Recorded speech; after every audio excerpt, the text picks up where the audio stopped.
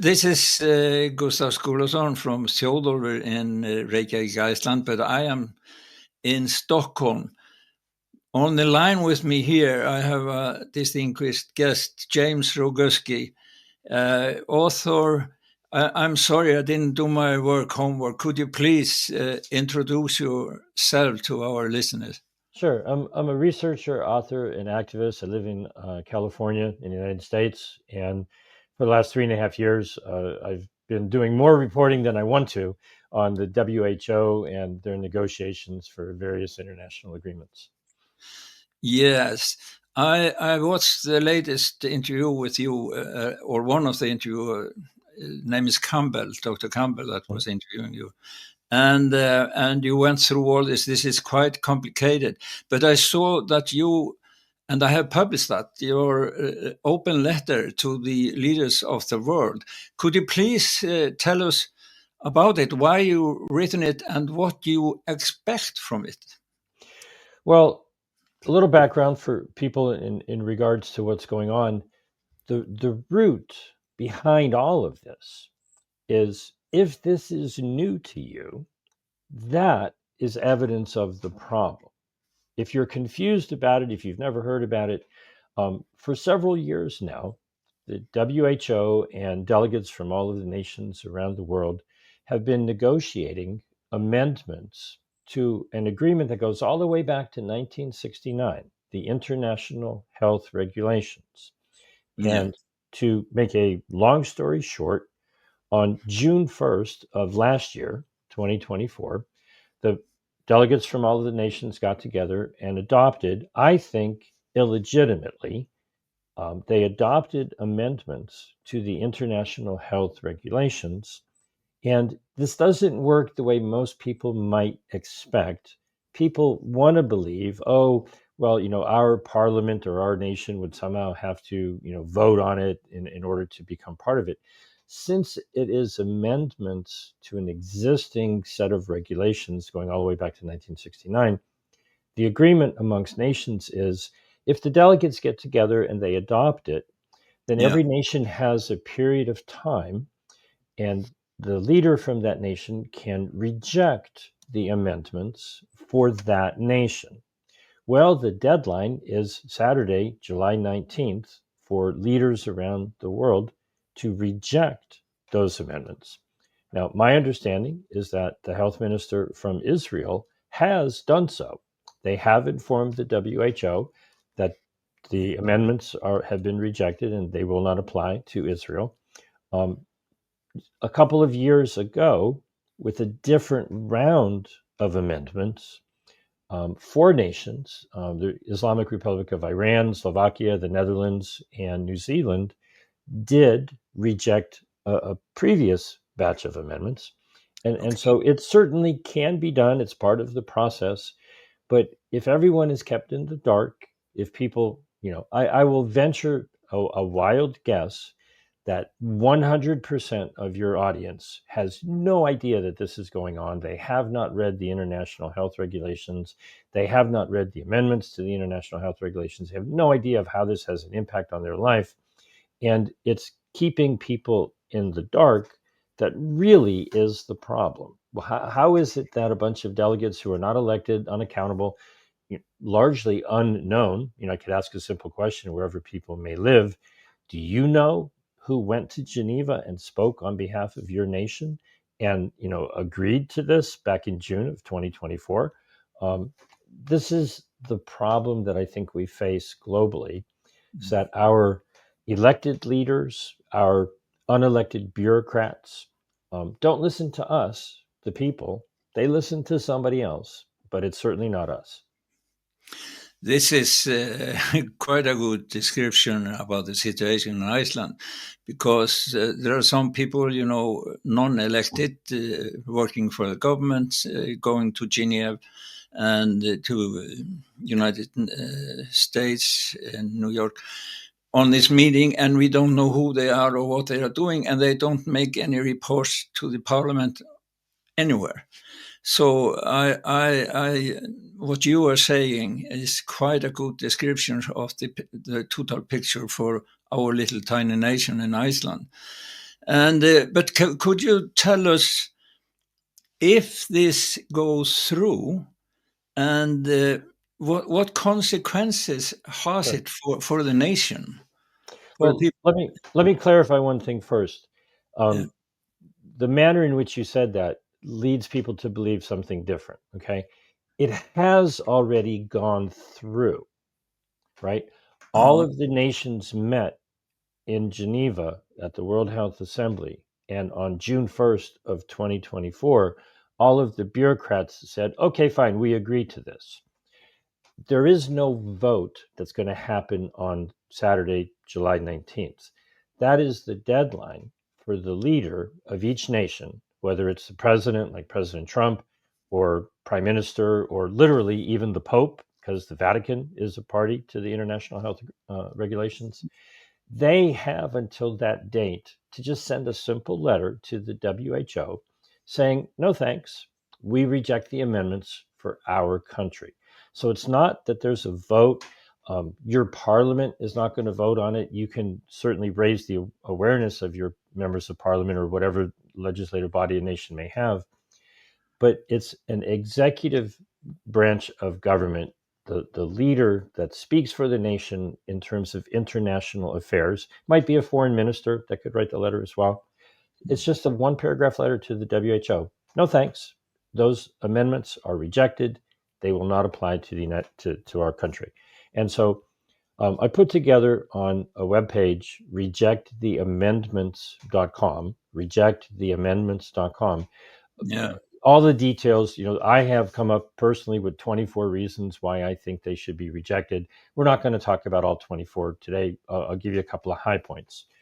First and foremost, you have to understand what these negotiations were designed to do. Okay, they're driven by the influence of what I call the pharmaceutical hospital emergency industrial complex. A lot of people call it big pharma. They learned in the middle of 2021 that big pharma was not big enough. There are many relatively poor nations around the world who did not have the manufacturing capacity. They did not have access to the PCR kits that I think are fraudulently used as a diagnostic test. They didn't have access to, I think, harmful devices like ventilators. They did not have access to, I think, deadly drugs like remdesivir, and they did not have access or contracts for what people call vaccines, but I think they're really biological weapons in terms of the mRNA injectables. And so they started these negotiations not to analyze what was done and maybe worked to improve people's health, but to address the issue that their business model had not stretched to every corner of the world.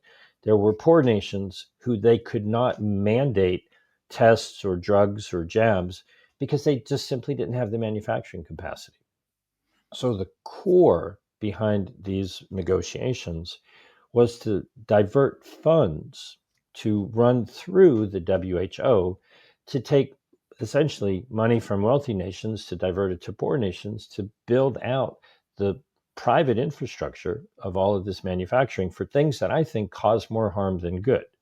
So what's in the amendments is not about mandates or lockdowns or sovereignty or any of that sort of thing. A lot of people misunderstood what this is about. This is about building the infrastructure so that if they ever want to have access to all of these pharmaceutical products around the world, the WHO will facilitate that. Now, they changed the definition, or I should say they just put into the amendments or the regulations, the definition of relevant health products. Now, I will admit that if the definition had included herbs and vitamins and minerals and homeopathic remedies and good organic food and clean water and any other kind of natural treatments, I might have supported the idea of, yes, let's make sure everybody around the world has access to vitamin C and vitamin D and minerals and herbs and things like that. Yes. No, There's zero talk of that. The problem, core number one problem with these amendments to the international health regulations is it states very clearly that the only relevant health products are pharmaceutical industry products, including gene-altering therapies. Well, I'm sorry, but injecting something that can change your genetic makeup is not the solution to the next pandemic. Okay. Yeah, what are you saying? What are you telling us? Are you telling us that the genetic manipulation is that the future of pharmacy industry, or what's Well, going? this is an international agreement that Yes, essentially puts in the framework so that, and I'll go to the second definition and I'll tie the two things together. The yeah, second definition that's very concerning is they already have in the international health regulations, which, like I said, has been around since 1969 and was amended in 2005. It gave the Director General the authority to declare what they refer to as a public health emergency of international concern, PHEIC. Literally, he declares a fake.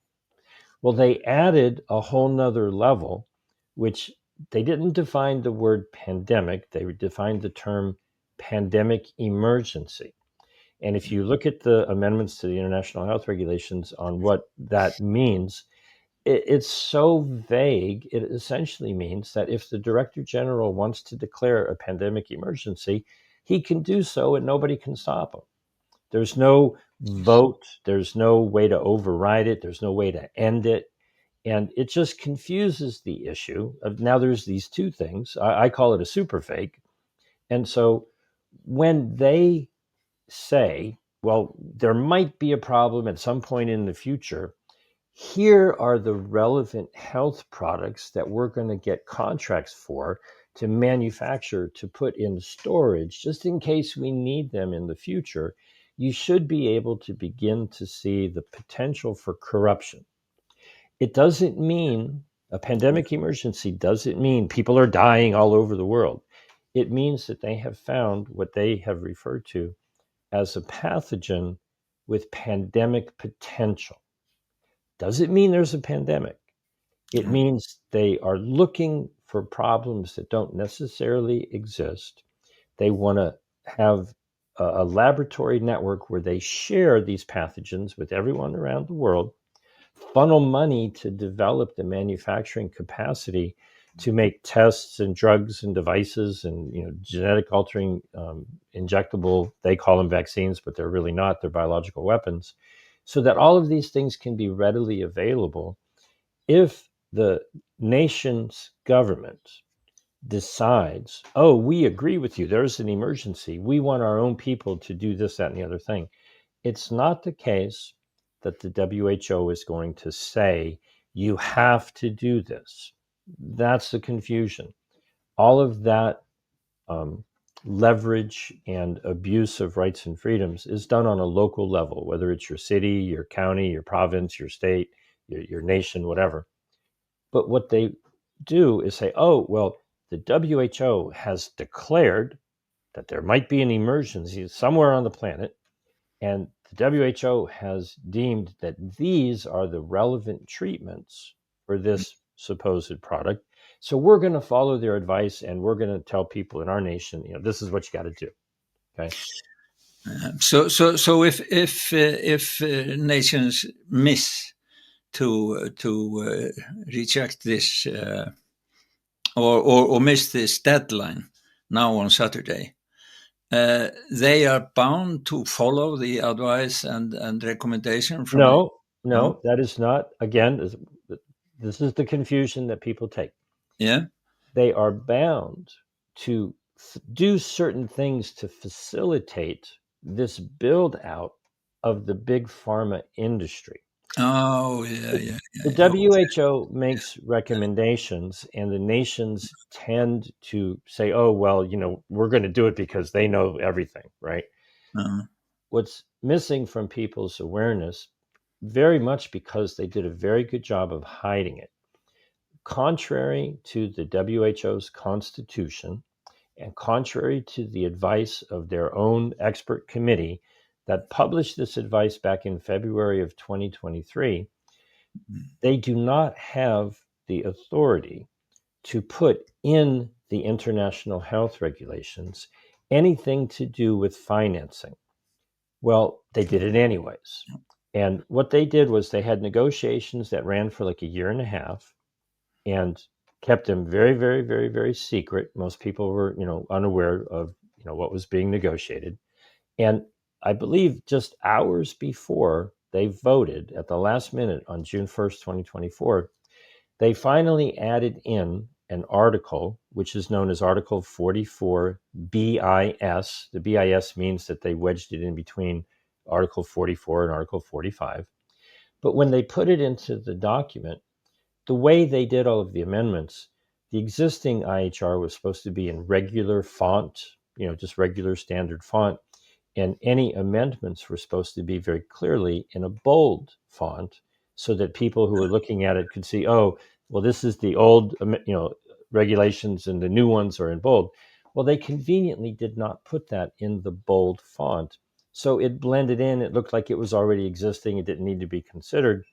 And they didn't really take a vote. They just said, does anybody have any objections? And boom, they adopted it. Well, who's going to pay for this? How much money is going to be involved? And why is all of this money going to pharmaceutical products, not things that actually improve people's health? And this is the problem. The secrecy, they were supposed to give all this information 4 months in advance, but they waited until barely 4 hours in advance, and they didn't properly put it in there. And for the most part, there's a couple of exceptions due to some very good activists around the world.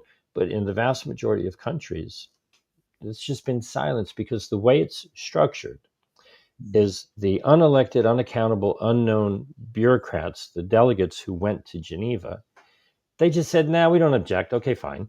So it was adopted. And then this period of time until the deadline, July 19th of this year, nations can just procrastinate, ignore it, do nothing, say nothing, not talk about it, not have a debate or discussion.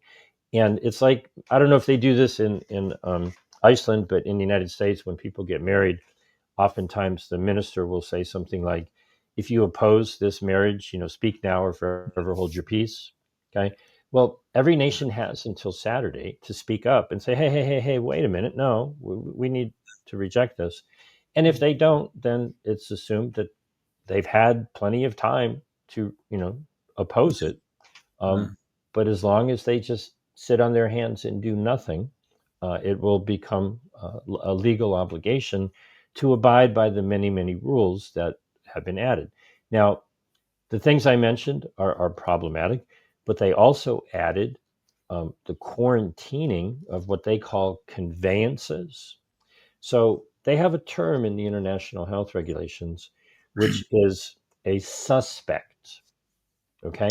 If you're anywhere near what people claim might be an outbreak, like if you were on a cruise boat and someone, at the front of the ship, got sick and was diagnosed with some problem, and you're on the back end of the ship, nowhere near them, you could be considered a suspect just because you're on the same ship, and you could be quarantined. Okay. If you're in a foreign nation, Article 31 of the IHR essentially says the foreign nation that you may be visiting can do whatever they want to you. They can make you take a test. They can make you take a treatment. They can make you take a vaccine. Now, this is not the WHO telling the nation that they have to do that. This is an international agreement that states very clearly that the minute you travel outside the borders of your nation, the foreign nation can do whatever they want to. And most people are completely unaware of that. Okay? And so they also added when people are embarking onto, an airplane or a cruise line or something like that, or when they're disembarking, various methods can be used to contain any kind of health outbreak problem. And mostly that comes into the idea of spraying insecticides. If you go online, you can see that in airplanes, the flight attendants will go up and down the aisles while all the people are there and spray insecticide in the cabin. And, they've made it so that they want all of the conveyance operators, the airlines and the cruise lines and all that, to do that, as directed by their national government. So there are many things beyond what I'm talking about here that are in the international health regulations. Whether you agree with them or not, there hasn't been a proper discussion. There hasn't been proper information. There hasn't been, the opportunity for people to go, hey, wait a minute. We don't want our nation agreeing to these changes. And if you take the time to actually look at the international health regulations, you might go, hey, wait a minute, what are we agreeing to the regulations on an international basis to begin with? I don't like a lot of the things that are in there regardless.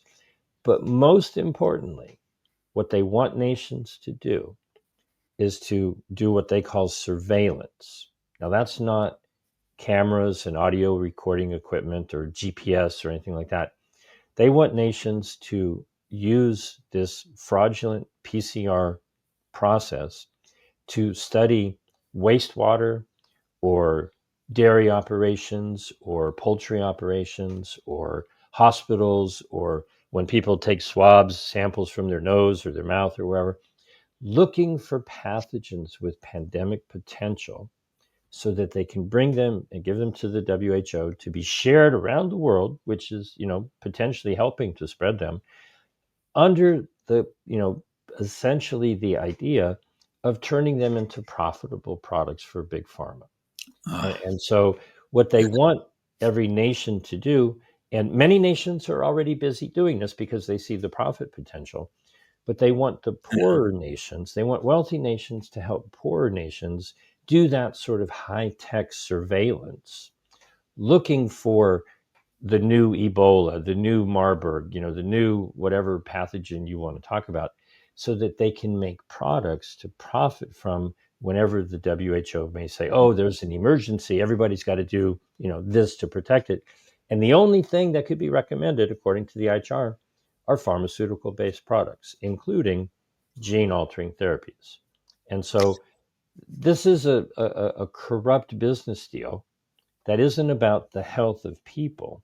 It's about transferring wealth to build out an industry that I personally believe causes more harm than good.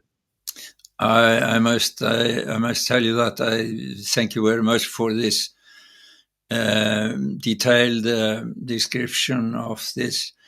I wasn't myself so aware of that this was exclusive for the big pharma companies. I knew, of course, that the World Health Organization gets a lot of money from private and big pharma companies, Bill Gates and the organization of the pharma industry in Geneva, and not so much from the country themselves, but the way you described this, it makes it much more clear. It's like a monopoly. They are strengthening their, their hands grips on the production. So there will be no free competition. They just make this for themselves, and the World Health Organization is organizing all this.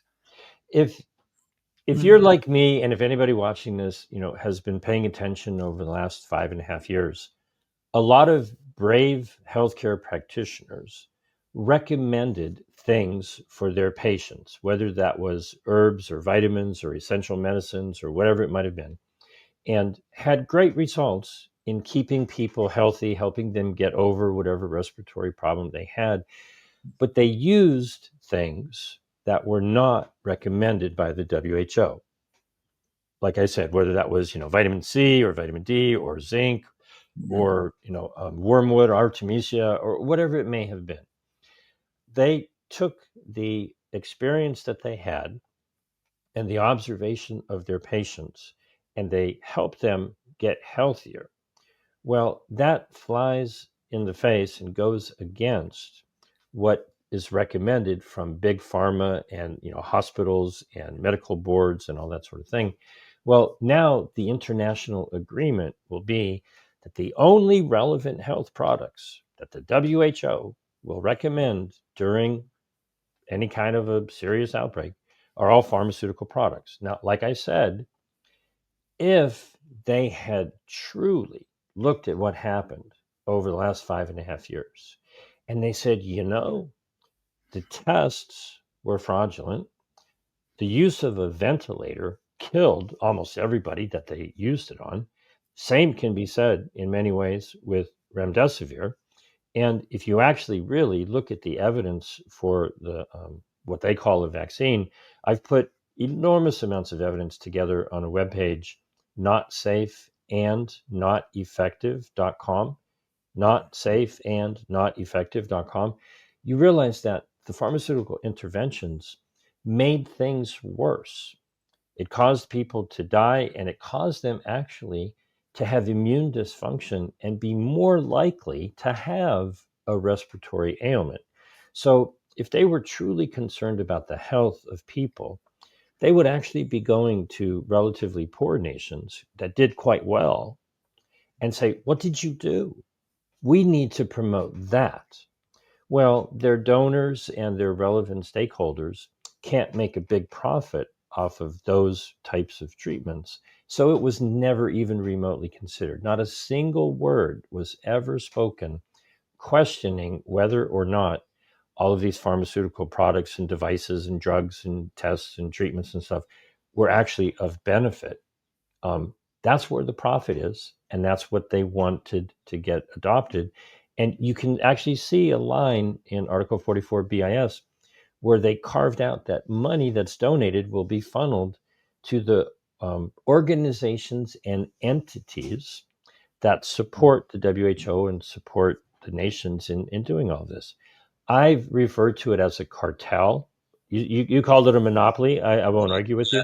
But like OPEC is a cartel of the oil producing and exporting countries.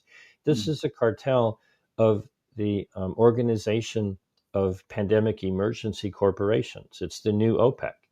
They want to corner the market on information and regulations and approvals, and it's setting up an international agreement that says, oh, no, don't use anything natural. You only can use the things that we recommend. Now, a government can go against that. The WHO does not have authority to enforce it, but their propaganda is so powerful that people just go, oh, well, the WHO said so, so it must be. And that's where we stand. Yeah. So would you recommend the nations to withdraw membership from the World Health Organization? Wouldn't that be the only solution to be free and develop, because doctors, they have this Hippocratic oath, they swear to work for the best of the patients. So, well, if you actually research the old original Hippocratic oath, you may be surprised that it's not what you think it is. Okay. It has been changed through the years, and whether or not doctors swear any oath is somewhat irrelevant if the chief financial officer of the hospital in which they operate is running the show based on profitability. The doctors are faced with doing as they're told or doing as they think is right. The doctors who did what they thought was right quickly got fired or had their licenses threatened or removed because the pharmaceutical hospital emergency industrial complex, the industry as a whole, does not abide by any such, egalitarian, beautiful ideas of taking care of the patient's health. That's really become secondary to turn the profit, following a protocol and having some bureaucrat in Geneva say, well, here's what we say you ought to do.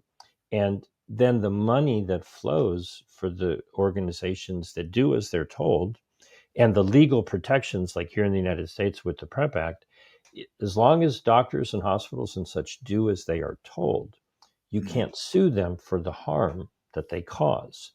If they try to do something that makes more sense and is actually safer, they bring their own livelihood into risk because the powers that be don't like that kind of competition. And so the summary, we can talk for days, but we can also wrap it up if you want. The summary of all of this is the vast majority of people have no idea that their governments are on the verge of allowing the time to pass where what was adopted back on June 1st of 2024, they'll miss the deadline of Saturday, July 19th to reject them. And if anything, this is an alarm to raise everyone's awareness of how your government operates. If they haven't told you about this, if they didn't ask your opinion, if they didn't have a discussion in Parliament, this is clearly, bureaucrats deciding on your behalf without your input to do business with companies that make products that harm you. And they want to funnel money to build that industry around the world. And, many people, when they understand what this is, they oppose it. But the powers that be realize that if you don't know anything about it, you can't possibly oppose it because you're in the dark.